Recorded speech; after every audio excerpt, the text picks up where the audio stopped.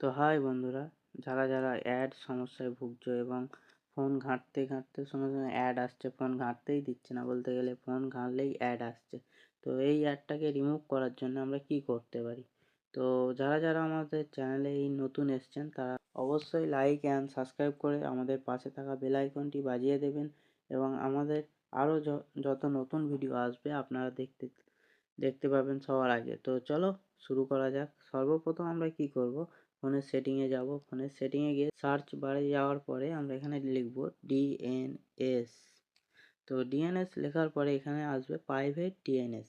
তো প্রাইভেট ডিএনএসে আমরা চলে যাব সরাসরি।